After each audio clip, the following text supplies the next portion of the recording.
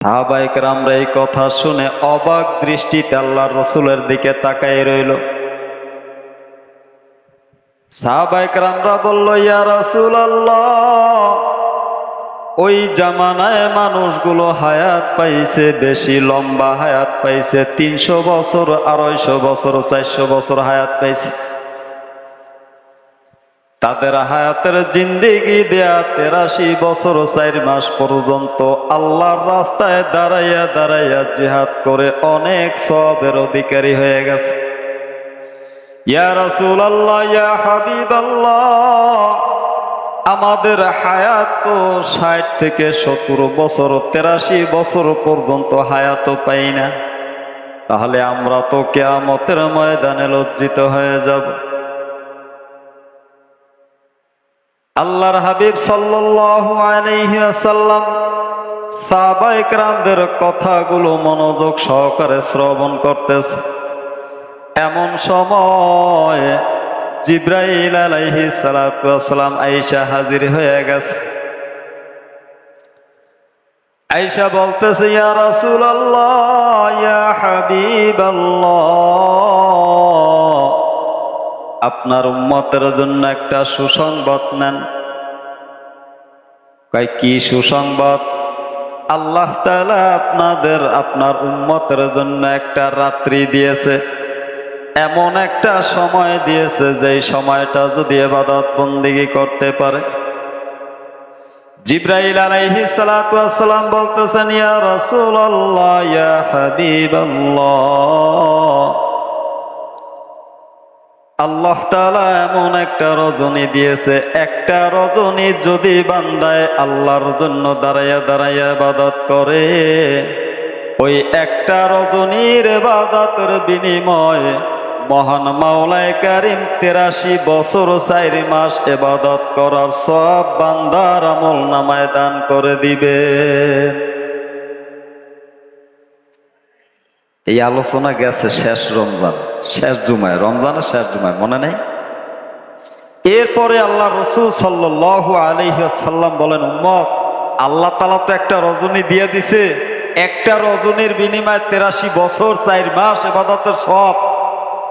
আমি নবী তোমাকে আরো একটা দিন তোমাকে দিয়ে দিলাম। সেই দিনটা কই? এই জুমার দিন। সেই দিনটা কোন দিন? এই জুমার দিন। আল্লাহর হাবিব সাল্লাল্লাহু আলাইহি ওয়াসাল্লাম বলেন, শুক্রবার দিন সকাল সকাল গোসল করে পবিত্র হয়ে কোন যানবাহনে না চড়ে পায়ে হাইটা কদম ফেলাইয়া ফেলাইয়া, ছোট ছোট কদম ফেলাইয়া ফেলাইয়া মসজিদের দিকে যাবে। আর মসজিদের ভিতরে ঢুকে 2 রাকাত নামাজ পড়ে ইমামের কাছাকাছি বসবে। আর ইমামের কাছাকাছি বসে ইমাম যা বলে মনোযোগ সহকারে শ্রবণ করবে। আল্লাহর হাবিব সাল্লাল্লাহু আলাইহি ওয়াসাল্লাম বলেন, ওই বান্দার আমলনামায় বাড়ি থেকে মসজিদ পর্যন্ত যেই কয়টা কদম খরচ হয়েছে, একটা কদমের বিনিময়ে 1 বছর রোজা রাখার সওয়াব বান্দার আমলনামায় দান করা হবে। আবার একটা কদমের বিনিময়ে 1 বছর পর্যন্ত আল্লাহর জন্য দাঁড়াইয়া সারা রাত ইবাদত করার সওয়াব দান করা হয়। আলহামদুলিল্লাহিল্লাযী জাআলা আশ-শামসা ওয়াল কমারা বিহুসবান ওয়ান নাজমা ওয়াশ-শাজারা ইয়াসজুদান وفضل زمانا على زمان كما فضل مكانا على مكان وإنسان على إنسان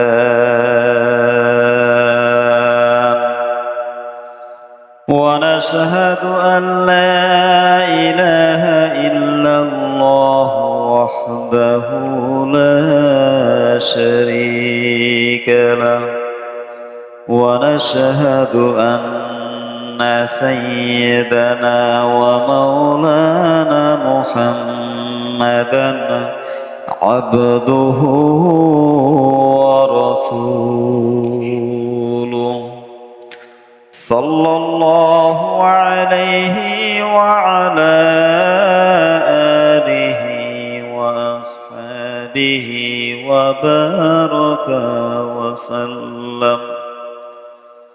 وبارك وسلم تسليما كثيرا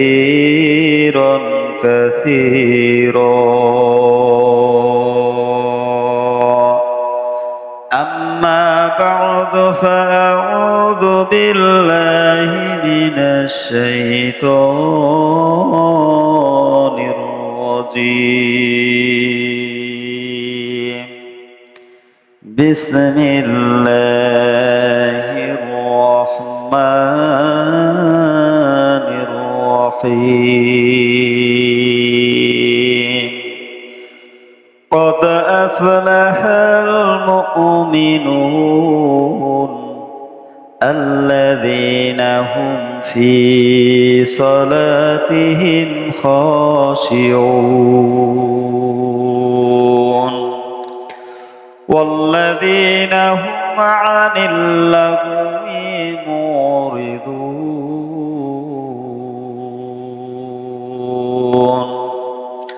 وقال تعالى في شان حبيبه ونبيه إن الله وملائكته يصلون على النبي يا أيها الذين آمنوا صلوا عليه وسلموا تسليما الحمد لله মহান রব্বুল ইজ্জত ও জালালের দরবারে অসংখ্য শুকরিয়া গুজার করছি যে মহান মাওলায়ে কারীম আপনাকে আমাকে মালিকের ডাকের সাড়া দিয়ে আল্লাহর ঘরে আসা, আল্লাহর ঘরে এসে বসে দ্বীনি আলোচনা এবং আল্লাহর হুকুমগুলো পালন করার তৌফিক দান করছে। এলাকার ভিতরে অসংখ্য মানুষ আছে, তাকাইলে দেখা যায় যে মালিক ডাক দিছে কিন্তু ডাকের সাড়া দেয়নি, আছে না? মালিকের ডাকের সাড়া দেয় নাই, ঘরে বসে রয়েছে, জামুয়ানে একটু পরে জামুয়ানে, সবে মাত্র আজান হয়েছে, একটু পরে জামুয়ানে, এরকম চিন্তা করে না ঘরে বসে? কি বলেন? তো আল্লাহ রসুল সাল্লাল্লাহু আলাইহি ওয়াসাল্লাম বলেন, উম্মত শুক্রবার দিন যখন আজান হয়, আজান হওয়ার সাথে সাথে অর্থাৎ অতি তাড়াতাড়ি গোসল করে পবিত্র হইয়া গাড়িতে না চইরা পায়ে হাইটা মসজিদের ভিতরে গেল এবং ইমামের কাছাকাছি বসলো। কোথায়? ইমামের কাছাকাছি। কোথায়?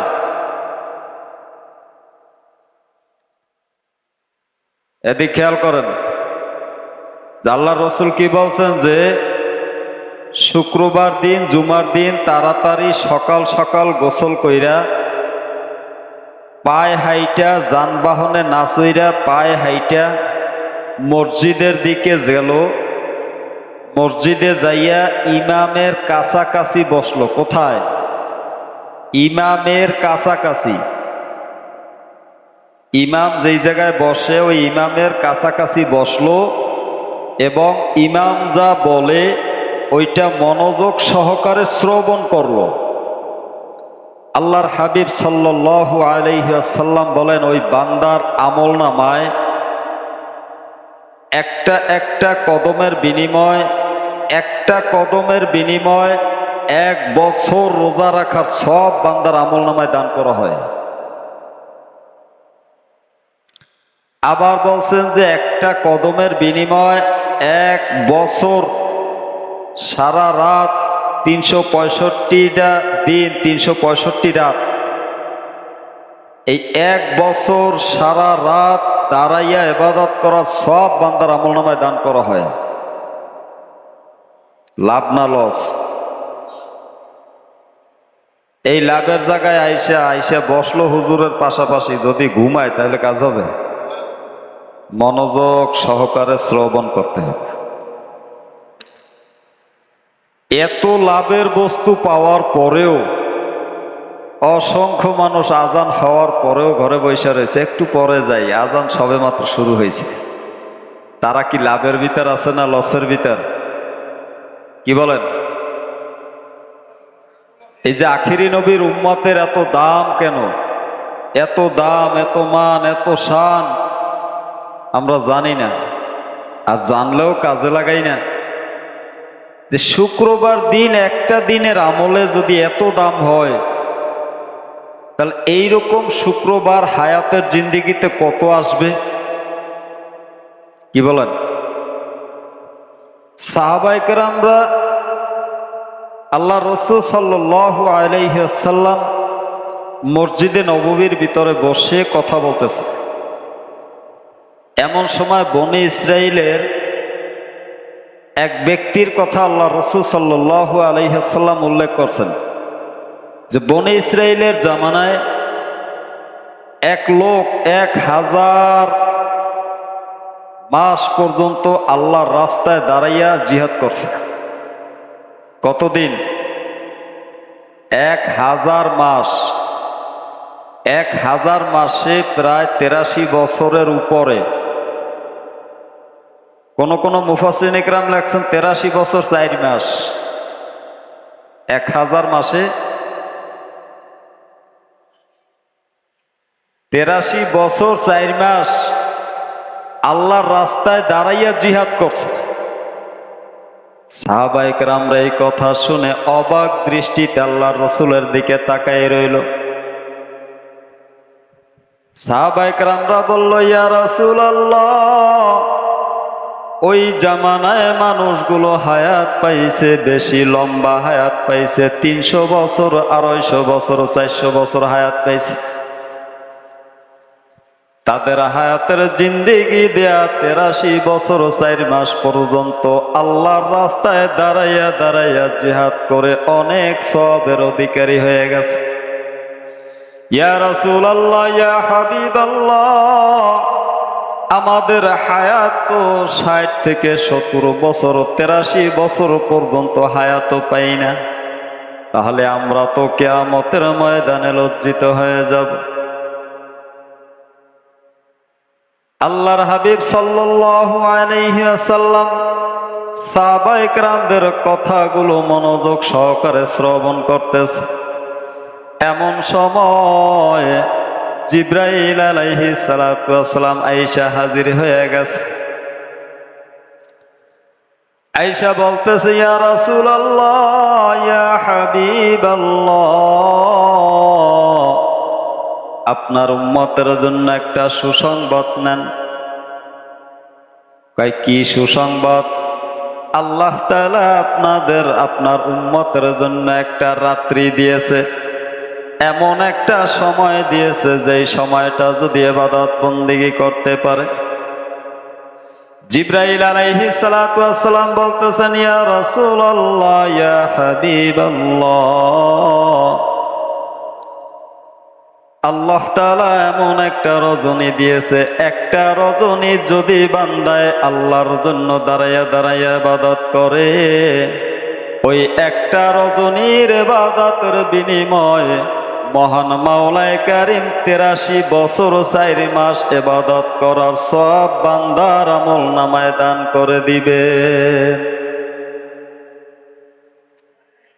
এই আলোচনা গেছে শেষ রমজান, শেষ জুমায়, রমজানের শেষ জুমায়, মনে নেই?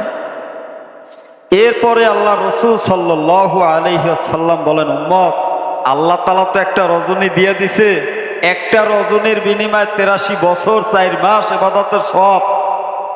আমি নবী তোমাকে আরো একটা দিন তোমাকে দিয়ে দিলাম, সেই দিনটা কই? এই জুমার দিন। সেই দিনটা কোন দিন? এই জুমার দিন। আল্লাহর হাবিব সাল্লাল্লাহু আলাইহি ওয়াসাল্লাম বলেন, শুক্রবার দিন সকাল সকাল গোসল করে পবিত্র হয়ে কোন যানবাহনে না চড়ে পায়ে হাইটা কদম ফেলাইয়া ফেলাইয়া ছোট ছোট কদম ফেলাইয়া ফেলাইয়া মসজিদের দিকে যাবে। আর মসজিদের ভিতরে ঢুকে 2 রাকাত নামাজ পড়ে ইমামের কাছাকাছি বসবে। আর ইমামের কাছাকাছি বসে ইমাম যা বলে মনোযোগ সহকারে শ্রবণ করবে।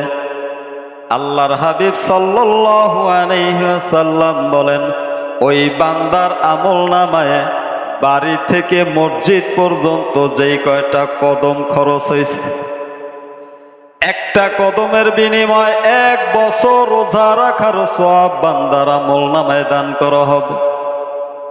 আবার একটা কদমের বিনিময়ে 1 বছর পর্যন্ত আল্লাহর জন্য দাঁড়াইয়া সারা রাত ইবাদত করার সওয়াব দান করা হয়। এইভাবে হায়াতের জিন্দেগিতে কয়টা জুমা আসে? 40 বছর 50 বছর হায়াতের জিন্দেগিতে কয়টা জুমা আসে? ক্যালকুলেটর লই হিসাব করে বের করা যায়? কষ্ট হয় না? কি বলেন? মাসের ভিতরে 4টা, তার 4 বারং 48, বছরে 48টা জুমা। 48টা জুমা কনফার্ম, অনেক সময় 39টাও হয়, 49টাও হয়। তাহলে এই 48টা জুমা যদি বছরে পাইল, এইভাবে যদি হায়াতের জিন্দিগি 40 বছর 50 বছর কাটায়, তাহলে ওই বান্দার আমলনামায় আবার দেখেন মসজিদ থেকে বাড়ি পর্যন্ত আসতে কদম ফেলাইলো 100। কয়টা? 100 কদম ফেলাইলো, অর্থাৎ ছোট ছোট কদমে চলে গেল। একটা কদমের বিনিময়ে 1 বছর রোজা রাখার সওয়াব, 1 বছর আল্লাহর রাস্তায় আল্লাহর জন্য দাঁড়াইয়া ইবাদত করার সওয়াব। তাহলে 100 কদম যদি ফেলায়, একটা আনুমানিক একটা ধারণা দেয়, যদি 100 কদম ফেলাইয়া আসে, তাহলে 1 কদমে 1 বছর, 100 কদমে 100 বছর, 100 কদমে 100 বছর, 1 কদমে 1 বছর, তাহলে 100 কদমে 100 বছর। তাহলে এইভাবে যদি 100 বছর, একদিনে 100 বছরের ইবাদত, একদিনে 100 বছরের রোজার সওয়াব যদি বান্দার আমলনামায় জমে, এইভাবে যদি হায়াতের জিন্দেগিটা চলতে থাকে, তাহলে ওই বান্দায় ওই যে বনি ইসরাইলের জামানায় 83 বছর 4 মাস আল্লাহর রাস্তায় দাঁড়াইয়া জিহাদ কইরা যেই নেক কামাইছে, তার চেয়ে ডবল ডবল গুণে নেক নিয়ে আখিরে নবীর উম্মতে কিয়ামতের ময়দানে দাঁড়াবে। কারণ আমরা হইলাম আনসিজনের ফল। আমরা কি? আনসিজনের ফলের দাম বেশি, কারণ আমরা নবী পাই নাই। আমরা আনসিজনের ফল এরকম যে আমরা নবী পাই নাই, পাইছি? নবী পাই নাই, আলেম ওলামাদের কাছ থেকে শুনে শুনে আমরা আমল করতেছি। নবী পাই নাই, রাসূল পাই নাই, যার কারণে আমরা হইছি আনসিজনের ফল, আমাদের অনেক দাম বেশি। কিন্তু আমরা বুঝি না এই দামটা হায়াতের জিন্দিগি থেকে সরাই দিতেছি, হেলা খেলা কইরা, হেলা খেলা কইরা নষ্ট কইরা দিতেছি। আল্লাহ তাআলা আমাদেরকে বোঝার তৌফিক দান করুন।